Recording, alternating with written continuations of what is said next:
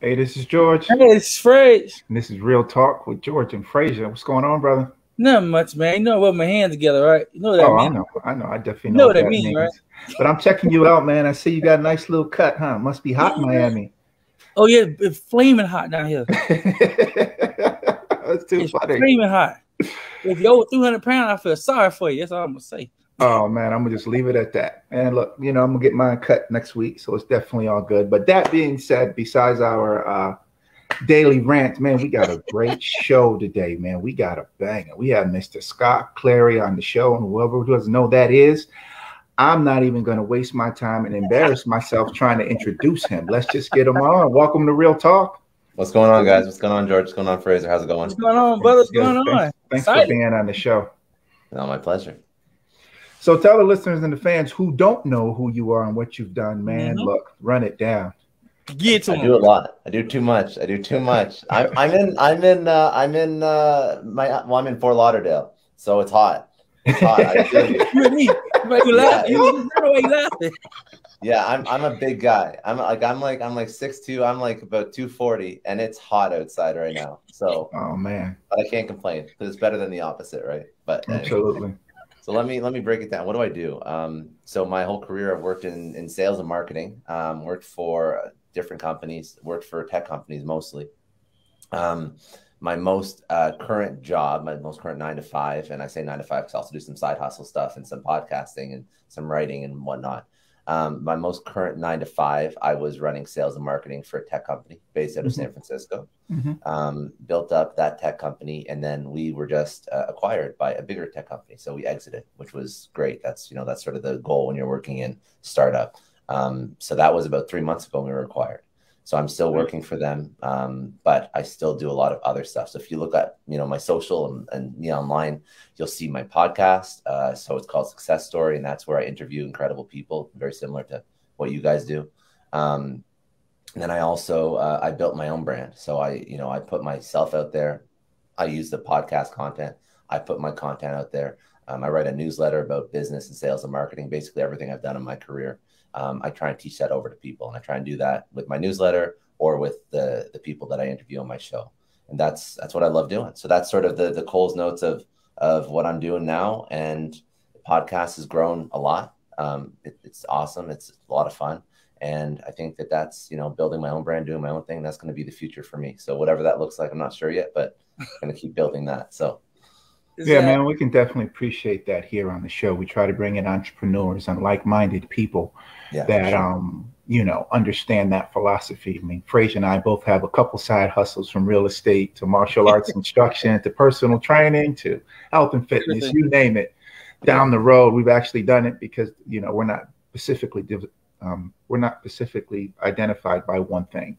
We're not it's what we do. It's all our life experiences that we bring to the table. Plus, I always believe, man, that you have to have a few side hustles in order to make it in this particular economy. I wrote in my book that, what makes millionaires special is they have at least 7 different business entities that they run, okay, or they have in their pocket. Somebody else is running it where they're making money.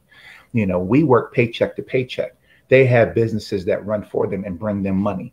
And so that's why if one takes a dip, they're okay because they have 6, 7, 8 more to depend on. Their money works for them. We work for our money. So it's definitely a different mindset. But marketing has always been tricky because you have so many people out there saying, yeah, we can do this, we can do that. Like, for instance, Frazier and I always get hit with the lead generation. Oh, we got hot leads. We got this, we got that, blah, blah, blah, blah, blah. It's like, come on, man. Really?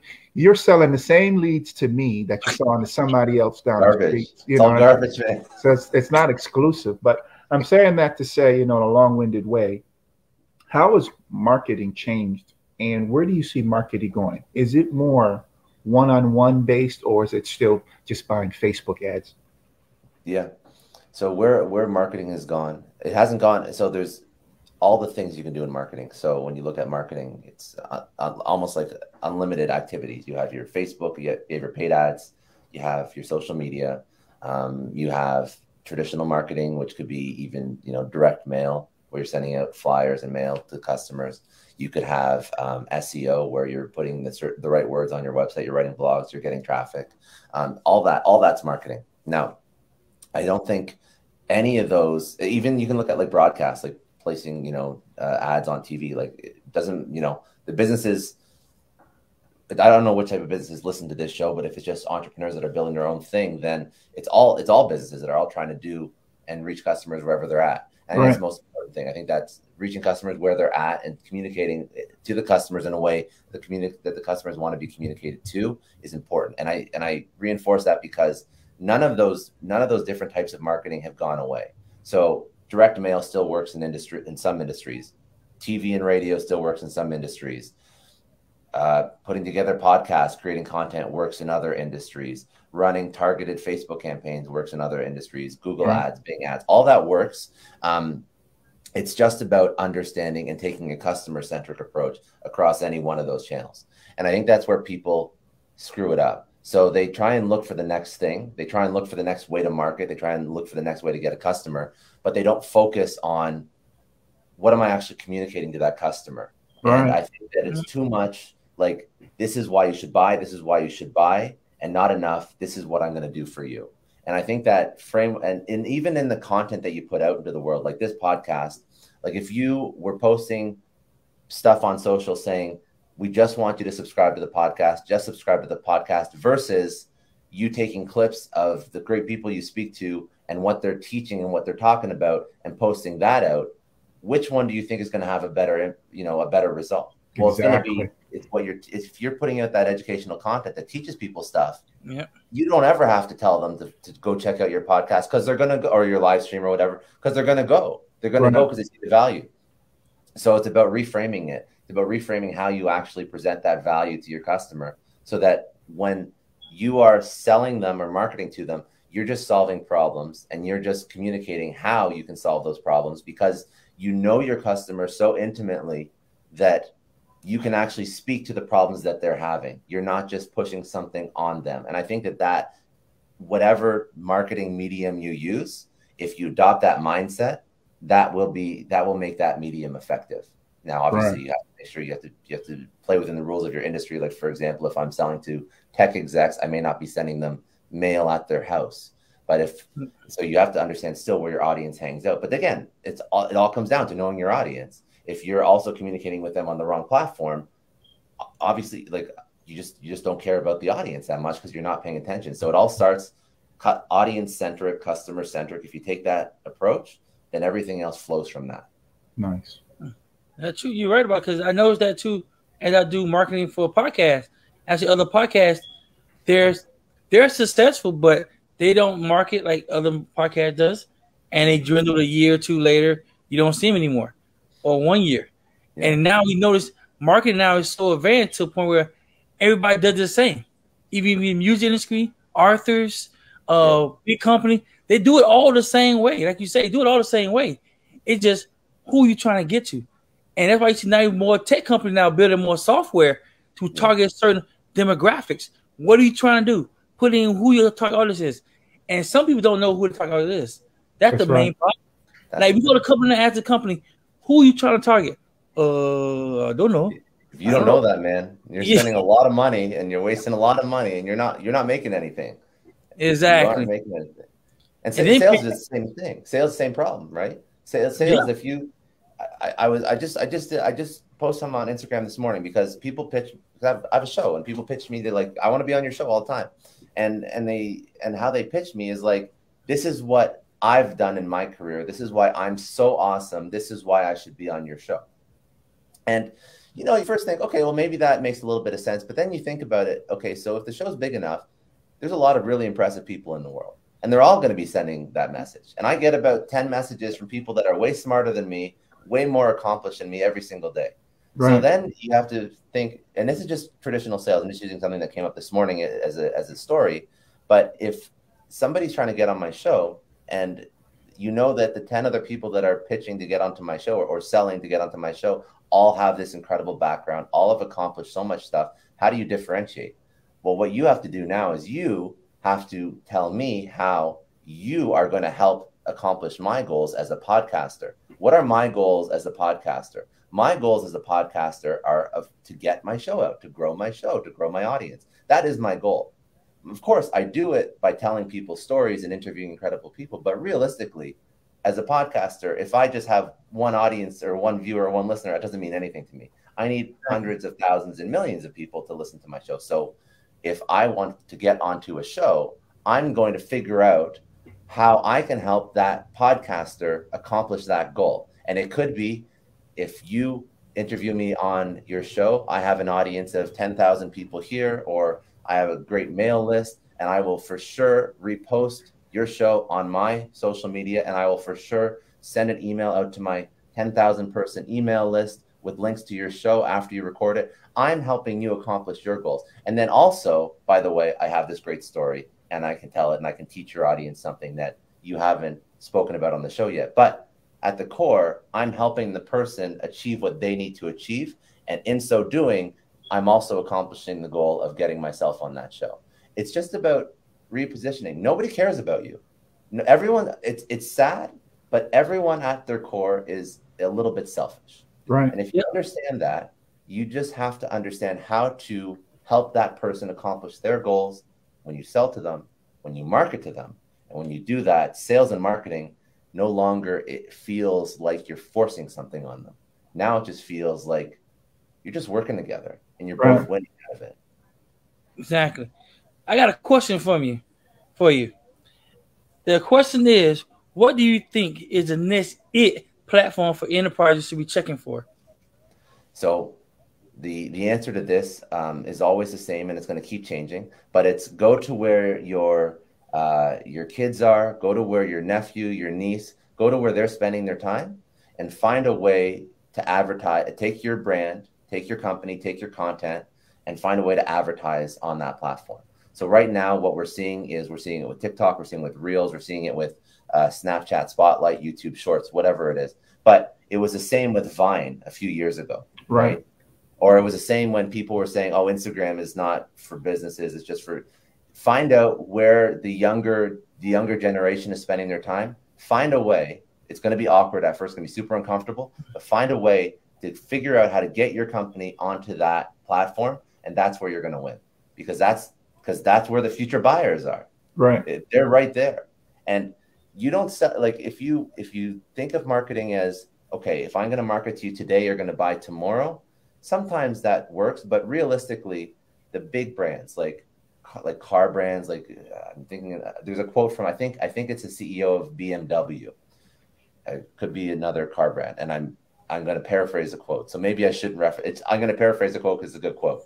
Basically, he says, I'm going to market to you today so you buy from me in 10 years or in 15 years. Right. So I'm going to keep showing up every single day for a period of time, because then I will be, when you think about making a car purchase, you're going to think about BMW, because you've seen my commercials, you've seen, what my car does, you've seen, the lifestyle that you've associated with my car for like 5 or 10 or 15 years. And that's when you make a purchase. So yes, you can try and do like short-term transactional marketing, but long-term, if I was a CMO, a chief marketing officer at a big brand, I'd be like, I'm going to show up where a younger generation is. I'm going to find a way to adapt my content, because not only will that allow me to communicate with the younger generation, which will eventually be buyers of my product or my service, but also it will just be a really great exercise for me as a chief marketing officer to understand how to constantly adapt my organization to market in new ways.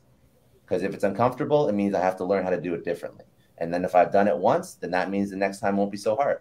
So that's what I would try and do if you're a brand. Nice. Oh yeah, absolutely. I definitely agree with that, when it comes to that, because people do it all the time. I mean, if you think about it, any company you name, like for instance, the reason why I started using the deodorant I use because my dad used it. So it was just basically, generational. Same thing with toothpaste and everything else. You know what I mean? So it's completely smart. How do you feel about, how do I say this? I'm trying to be politically correct here on the show, phrase. You don't have to be. It's your show.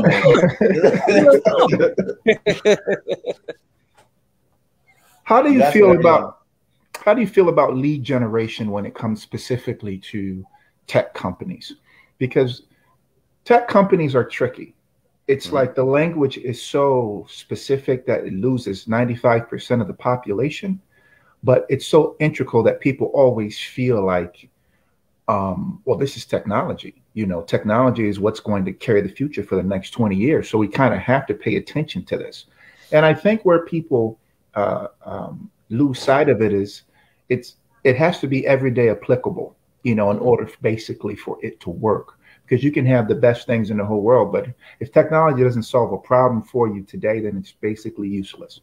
So my question for you is, you know, the reason why I'm asking this is because I got the question too, you know, lead generation for tech, whether it's tech stocks, whether it's tech, when it comes to cryptocurrency and blockchain, things of those nature. You know, how do you differentiate, you know, when it comes to lead generation, when it comes to that? So let me also understand, because you said you want to be politically correct. So let me understand.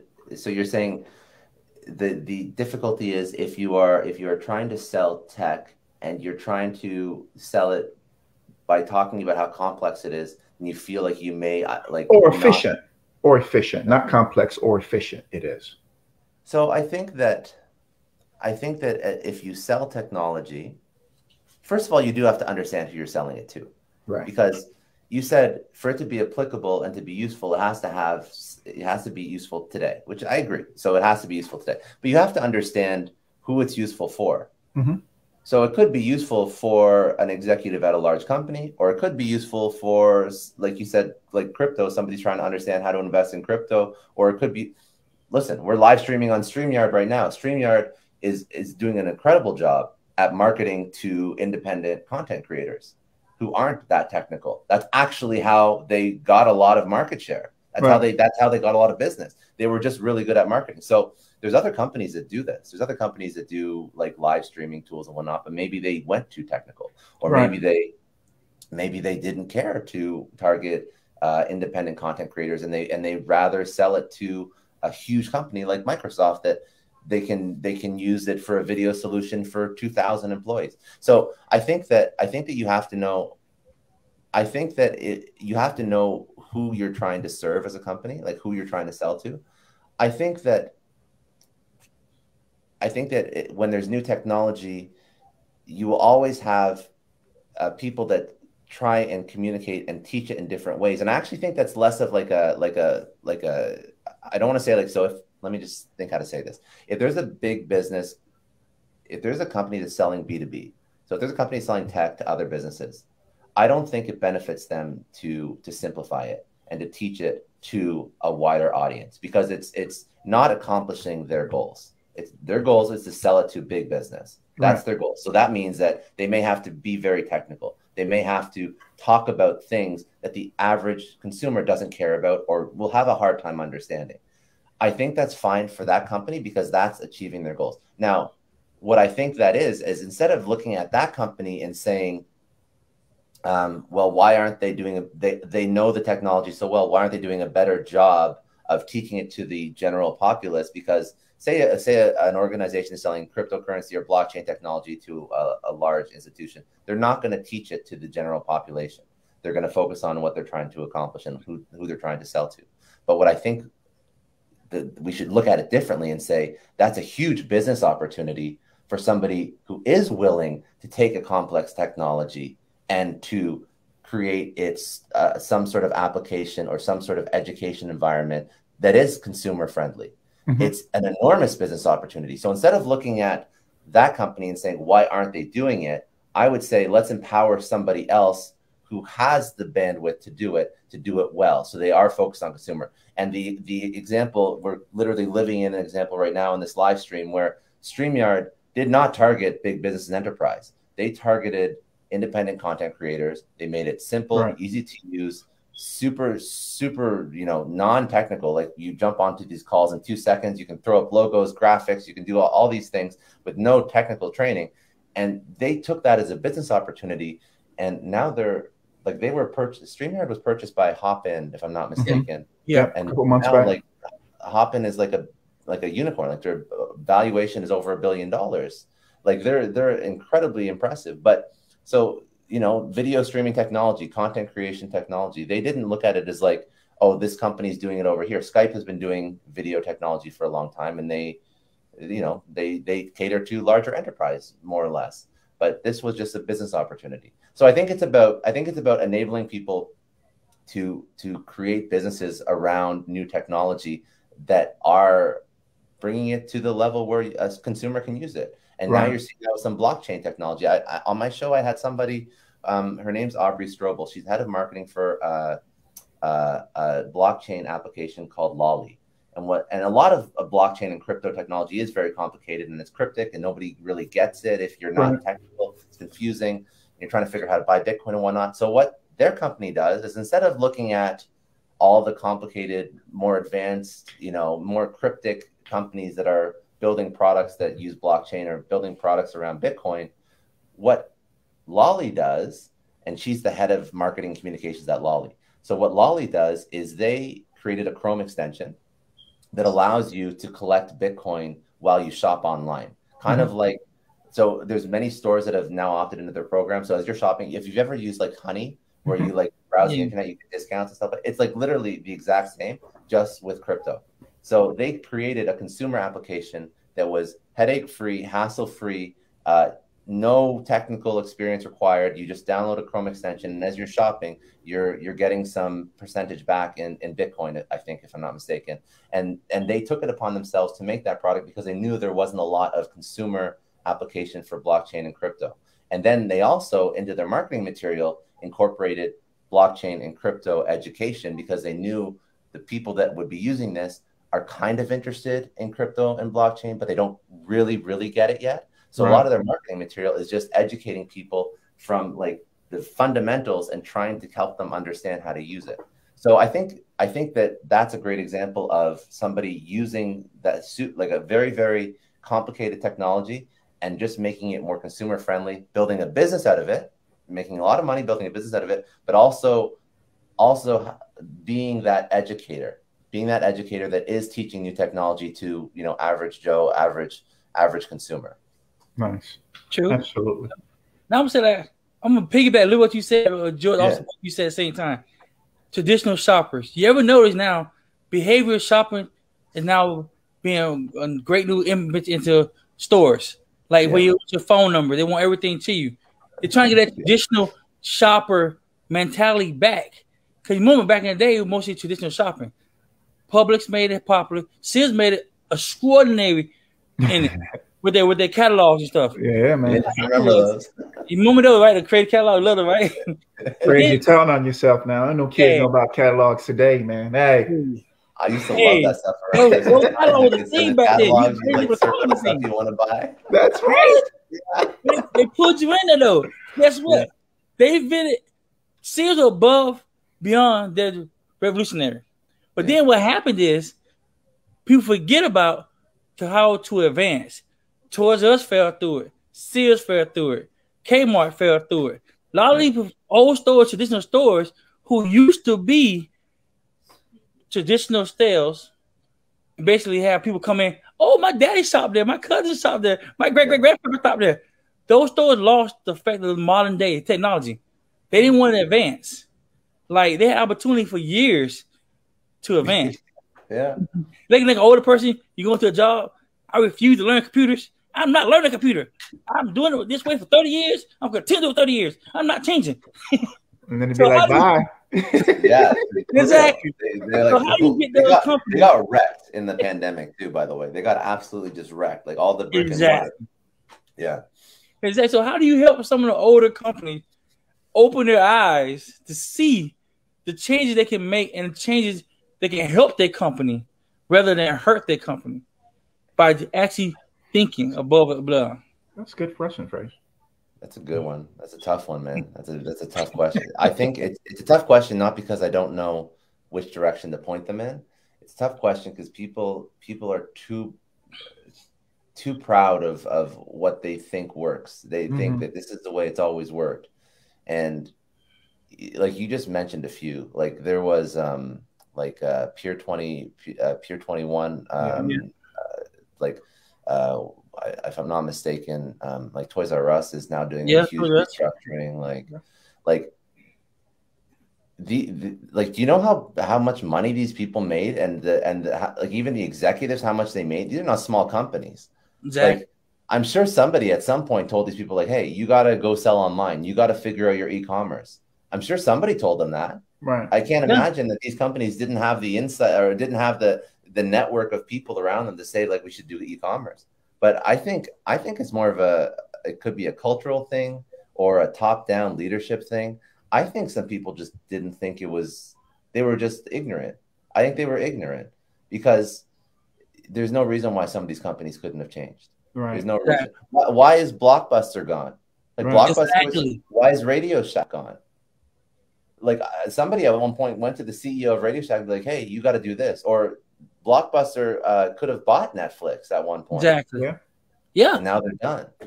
So I don't know if there's anything you could really say to somebody who doesn't want to hear it. Right. I think you got to work with companies. I can tell companies, and you can work with companies that haven't gone bankrupt yet, and you be like, hey, listen, because of Blockbuster, Radio Shack, Toys R Us, all the other ones that have gone out of business, maybe now you should start listening to people that are trying to take your business online and pay more attention to it. And now you have, like, 15 different cases of multi-million-dollar, billion-dollar companies going out of business. Now maybe people listen to you, but I don't know what else you could say now in terms of, like, what you do. Well, yeah, e-commerce is the way to move forward, and I think that should be part of your playbook and your strategy.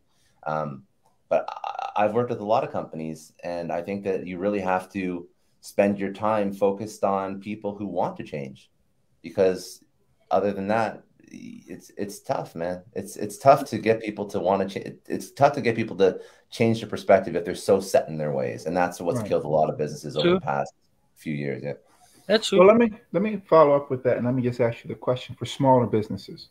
I know that there was a silver lining with COVID. Yeah, the disease was horrible. Yeah, a lot of things happened. Yeah, it could have been managed better across the globe. But I think what it did was it gave everybody the ability to have real life perspective. COVID just for us wasn't a disease that, oh, there's a good possibility you could get through it. Like, everybody who got COVID, even myself, thought, oh, I could die, and I could die quick. You know what I mean? There were people that were dying within a week, you know what I mean, when it came to COVID. And I think it pushed everybody to the point where we can do a lot of things a little bit differently. For instance, virtual online training businesses went through the roof. You know what I mean? And I have clients that are like, oh, I'll never train online. Then all of a sudden it's like, well, you got this time, you got that time, you got this time. You know what I mean? Like, you couldn't keep it because it was just, that was the option. And what we are also seeing in real estate is the fact that a lot of businesses that were productive, like, for instance, during COVID, they had 30% growth, 40% growth, so forth and so on. They're now coming back and being like, well, do we really need to spend this $20,000 a month on commercial space when we have this much productivity? Yeah. So I think it's pushed everybody to new heights, to limits, and new things that you can do without the excuse of, I don't want to, I can't. What are you seeing in the industry when it comes to marketing? Just talking to business execs as to how they plan to move forward with that. Because I honestly believe that virtual is not going anywhere. I feel like even in school systems where, hey, my son is sick, but he's not that sick. He'll be in class, just log him on and X, Y, and Z, blah, blah, blah. You know what I mean? Like, it's done so much. And even with businesses now, yeah, you can stay home. I know you got the kids, but you still got to log in and go to work. You know what I mean? How do you see COVID actually changing business in the next 6, 12, 13, 5 years? I think COVID took 5 years of change in business and condensed it into a year and a half. And I think that that's a positive thing. I think that we've now been forced to be better at giving people options in terms of how they work and work-life balance. I think that companies have understood and built and now figured out the tech stack and the systems and the processes to allow people to be effective virtually and remotely. So that's a positive. And I think that anybody who tries to go back to the old way is ignorant, because I truly do believe that anybody can work anywhere effectively. And I think that companies that there's obviously some industries where you can't, like, you have to physically do stuff and touch stuff and whatnot, and that's okay. But we're talking about industries where you don't have to, and you can work from a computer. I think that what the pandemic really exposed was that there was a lot of really shitty leadership. There's a lot of really, really bad leaders. And I'll tell you why. Because if you need to micromanage your staff, it means you either didn't hire the right people, or you honestly, you're just a bad leader because you don't trust them and they don't trust you, and they don't want to work for you, and you don't have a good team framework in place. Right. So if your staff is not doing their job effectively, or if they're slacking off or whatever, it's not them. It's on you, because you're not getting them psyched about the work that they're doing.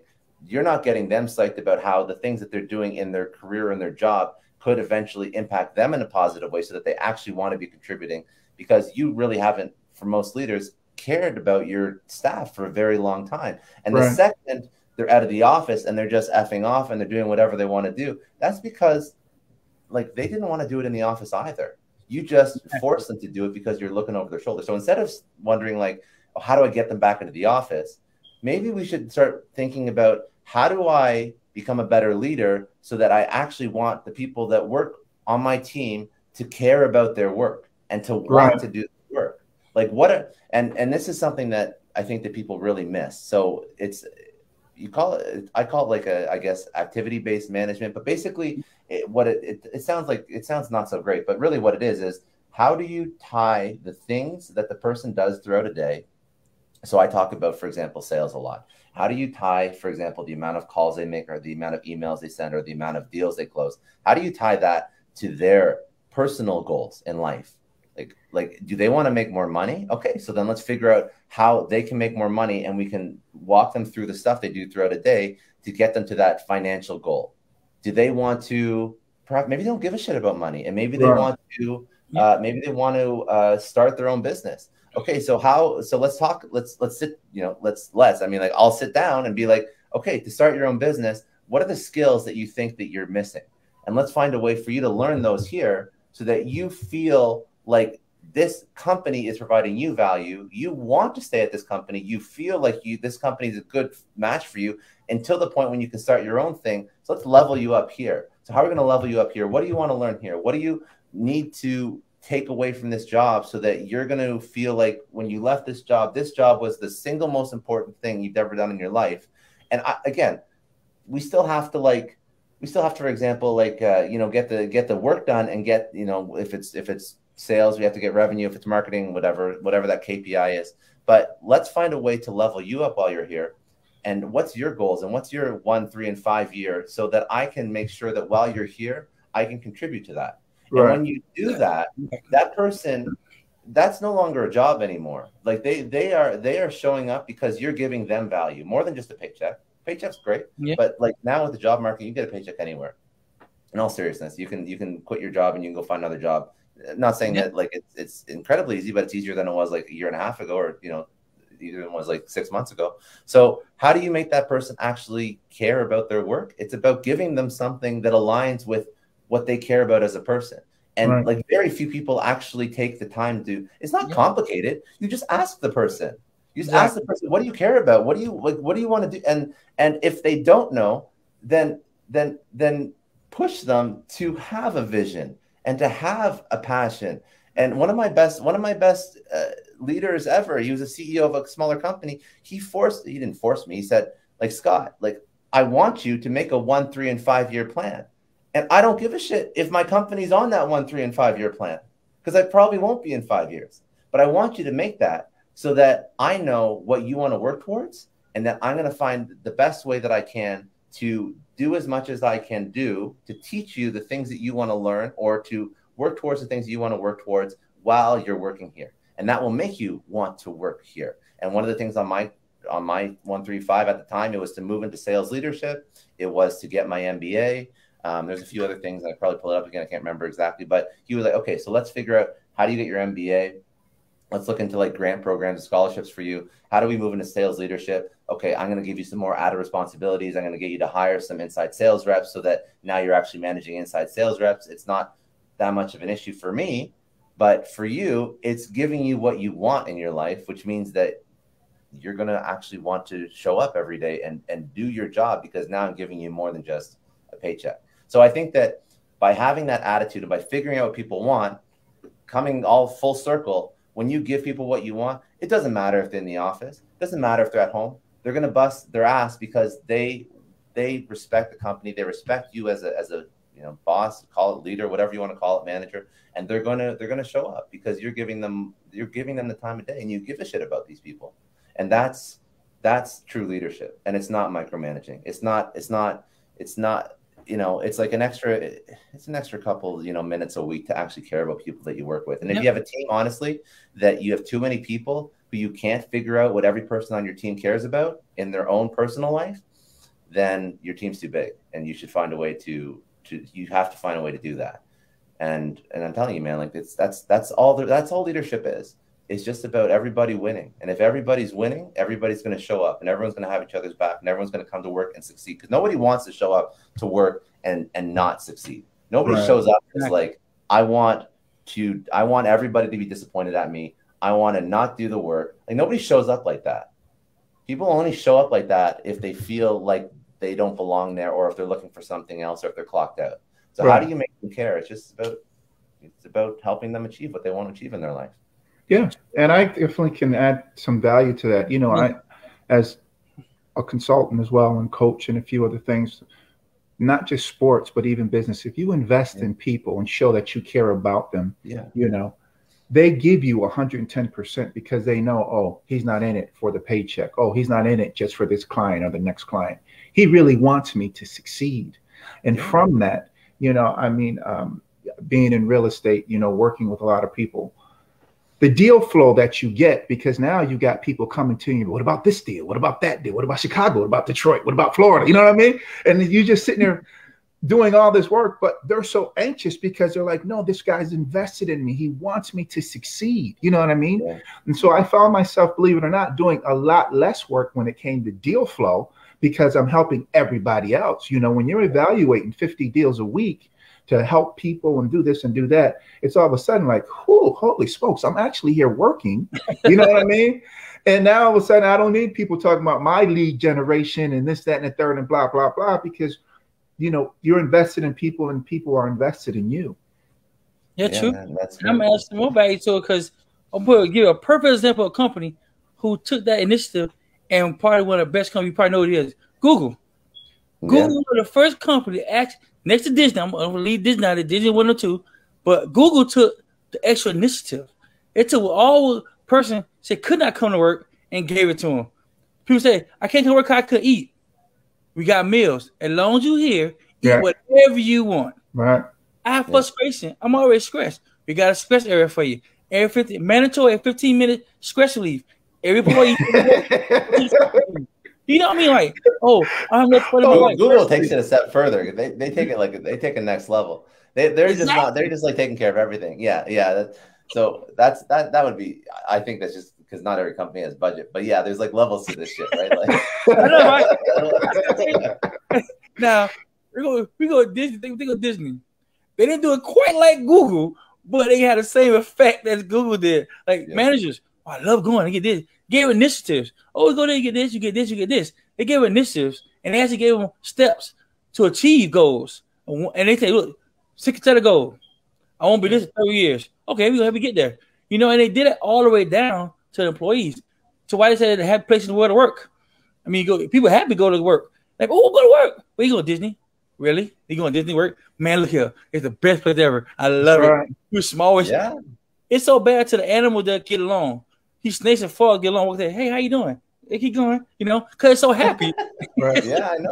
Happy place. No. And I said the same thing too, because when my first time, my first job was church job to be a leader. I didn't know what I was doing. So people do everywhere. People knew, oh God, what I'm gonna do. So somebody told me, why don't you take a chance? Like you said, take a chance and learn the people, learn their strengths, learn their weaknesses, learn what people like to do. Once I did that, oh man, you talking about the easiest thing ever? Give them what they want. Give them what they want. I like working in the back. I hate people. Perfect. Go in the back. I love people. I love talk a lot. Just know the people. It's not hard. It's like common sense isn't common, man. Like honestly, and if the manager, if managers in the globally, if managers just take 2 seconds to actually care about the people that work for them, moving people home, they'd have no issue, because people would be people now. Not only have you moved people home, now they don't have to worry about commute. Now they can, if you're a good employer, have better work-life balance, meaning that you're forcing them to shut off when the workday is done, because you know that when you're in front of a computer all day, you're aware that it's easy for them to keep working. So you want to shut off, you want to give them their life back. You know that there's stress. People could be sick in their family. They could have kids at home. Like, there's a lot of benefits to working from home, but you also have to, like, you have to just know your people, and then be aware that just because they're home doesn't mean life is easy either. Like, life could also be difficult for other reasons if they're at home. So just, again, it's, if you're aware of that, if you know that they have kids, if you know that their kids are now home from school because of COVID, and you know that their mother or their father or their brother or sister just passed away or is in the hospital, like, having those 30-minute one-on-one sessions where you're not just talking about work, or like, that's very important. That's super, super important. And not enough people do that, which is why too many people try and micromanage, because they don't know their people. Exactly. Yeah, I mean, look, I couldn't agree more. I have friends who hated it at first. Oh, I got to go downstairs in a suit and tie because that's what I wear at work. And then after 3 months, everything was business casual. They're like, I didn't realize I'm saving 2.5 hours on commuting. I didn't realize how stressful it was.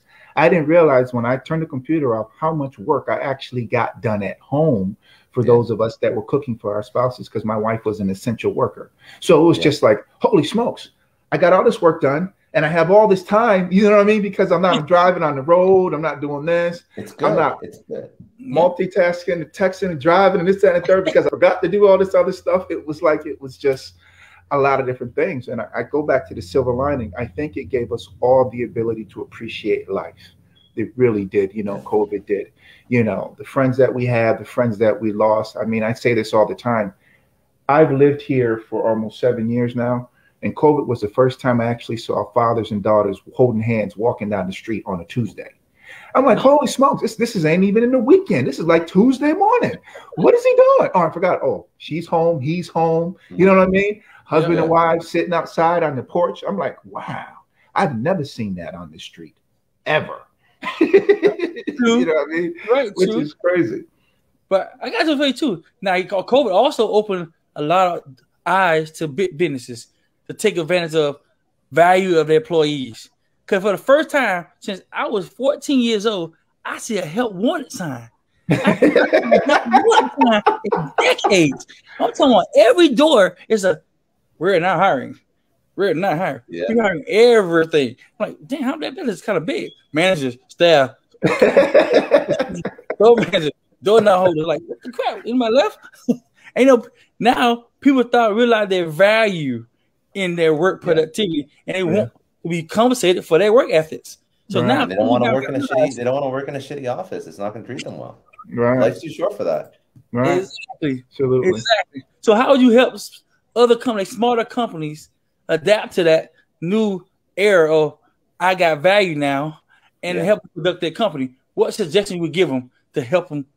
So I would say because like from what we were just talking about, like, set time aside to talk to your team and make that time, like, be religious about keeping that time. Like, if you set a half an hour at 1 o'clock on a Wednesday, like, don't push that. Don't book meetings. Like, talk for half an hour, shoot the shit for half an hour with your team. Because if you push it, that means it's not a priority, and that's going to signal to your team you don't really care. And if you don't have it, then you're never going to get to know them. So, like, easy fix, like day one stuff is just set meetings, because those 30-minute meetings where you can, again, talking about sales, like in sales, like you always have like deal review and you're looking at the pipeline and the funnel and whatnot, but that's not what those meetings are. You don't talk about that. You don't review deals. You just talk. You talk about how's life, how are the kids, how's your spouse, whatever. And that will it'll be awkward. It'll be awkward as hell at first. And it's not meant to, like, you may not be best friends. It's not the goal. The goal is to figure out what that person cares about. Right.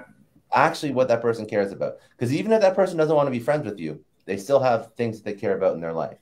And if you can help them as a manager or as their leader accomplish those things, then it's going to make, like I said, they're going to show up 110%, and it's going to make the relationship better. And you're not going to have to worry about micromanaging because you've now figured out what makes them tick and you're helping them do it. And it's no extra effort for you. So I would just say, like, set that time aside and force those conversations. Because if you're not having those conversations, or what a lot of people do is they set up those conversations and then they just talk shop and then nothing is accomplished. Yeah, and then, right. Absolutely. You're right. Absolutely. So another question. How would you help them identify that person that fit their company better? Like, what suggestion you have to help them do that? So if I'm hiring somebody, who would I want in my company? Right. I would want somebody. So when I hire somebody, there's two things that I actually care about, because everything else, any other role, not any other role, but a lot of roles, you can teach most of the stuff. Like, I'm not talking about, like, you know, you're hiring a doctor or something like that. Like, a lot of roles that you can just teach a lot of stuff. But the two things that I care about is people that are curious. Like, curiosity is like the number one. And then somebody that has given some thought to their own goals. Mm-hmm. And I know that, and the reason why is curiosity, because I want somebody to not come to me to figure stuff out. I want somebody to always want to figure stuff out on their own. I had a manager once who said to me, it just stuck with me. I thought it was a really good quote. He said, I'd rather have to pull you back in than tell you to go do more. Like, I'd rather have to tell you, like Scott, like, chill, like, let's, like, relax a little bit and then say, like, go do more. So I like people that are curious, that are almost like entrepreneurial, even if they're working in a company. And then the people that have a plan, I like when they have a plan, because, and what I mean by a plan is, like, they literally just, it could be like, I want to make $200,000 in, next 2 years, or I want to be an account executive at Facebook or Google, or it could be, I just want to be like a sales director, and I want to train and hire salespeople and build out a sales team, whatever it is.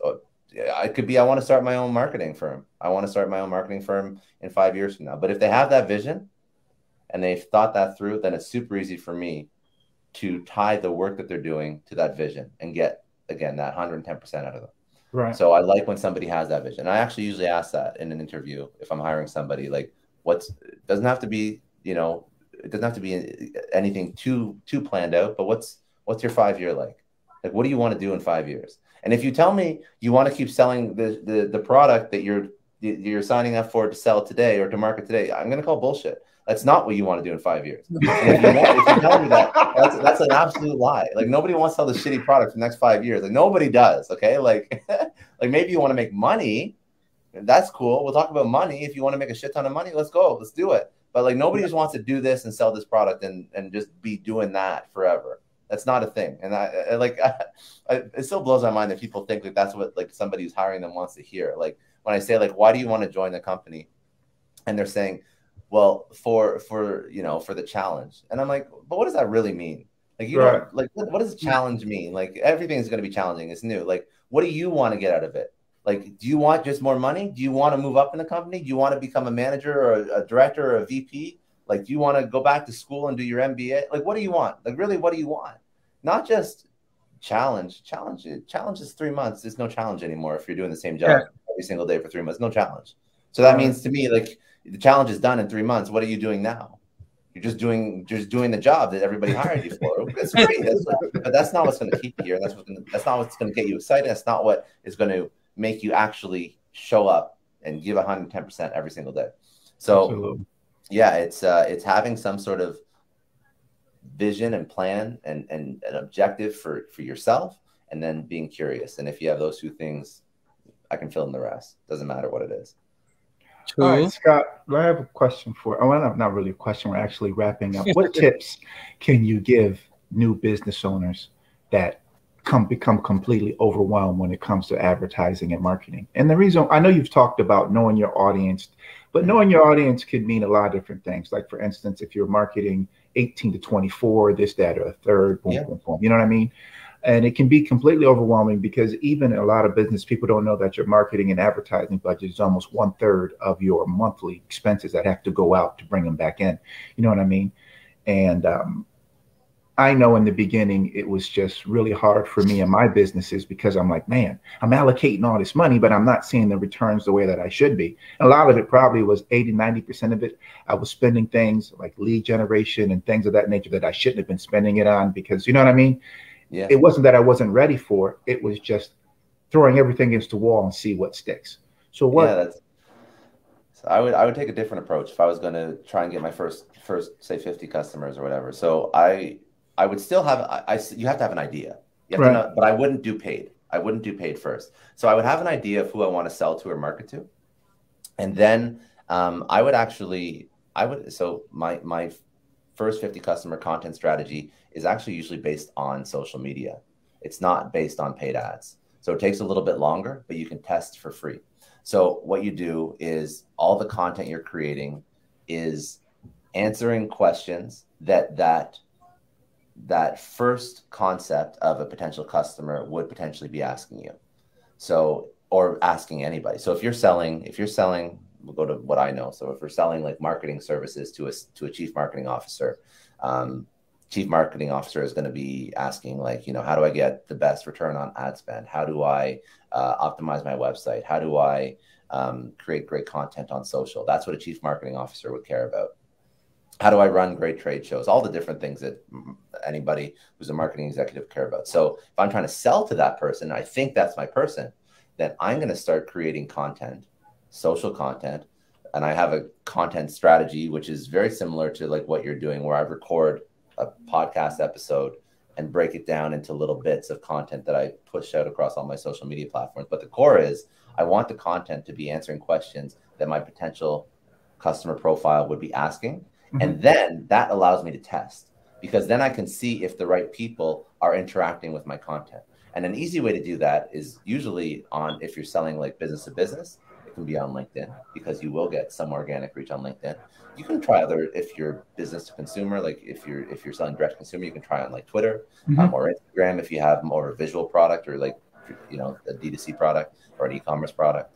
And I would be creating content that answers questions that my target customer would be asking, and not just pushing my product. And if I do that, then I can test for free if my profile is correct based on who's interacting with my content.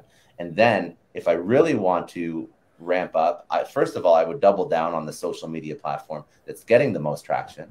So if it's Facebook, Twitter, Instagram, LinkedIn, whatever, it doesn't matter. TikTok is a huge one as well. Yeah.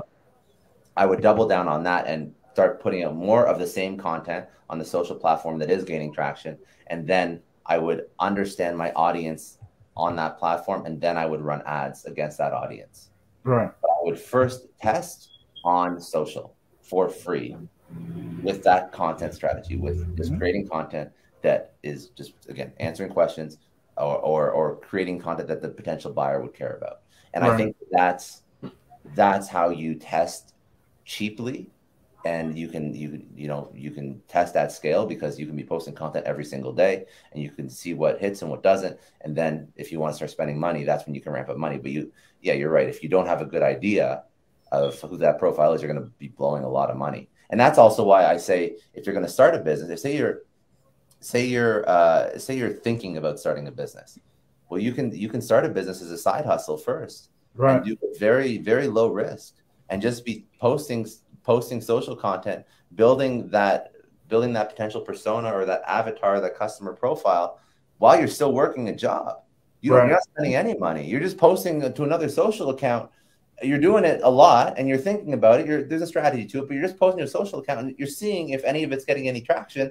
And then when you start to see it get traction, well, then maybe now you close a couple sales with mostly free advertising on social, because you can build up an audience on LinkedIn for B2B pretty damn quick. You can build an audience on Twitter for B2C pretty damn quick as well. Like, you can do that quite effectively. If you put 3 months, like think about your whole life, you put 3 months into either of those platforms, you're going to start to build an audience around what you do. And if you have a product, you could probably sell a product quite easily in the first 3 months to an audience. And then now you validated your persona. So now what you can do, if you're working, Now you can feel more confident about spending some money on ads against that persona or that profile. Or if you want, then you could take a jump. But I would say even then, I would start to spend money on ads while I'm still working. But I would not do it before I've validated it with free social media, like a social media content strategy. Right. Well, I got one question for you. What are your 5 best guests you had on your show so far? Your my 5 best guests that you learned from at the same time. Right. That's a tough. I learned from everyone, man. That's not fair. Okay, we go 10. We go 10. We get 5 more. I'll give you 5 more. Well, but no. We're not going to do that phrase. Just ask him the question. What have you learned recently from your guest? Yeah, okay. No, okay. Let me think. Let me think about who I post. Okay, so,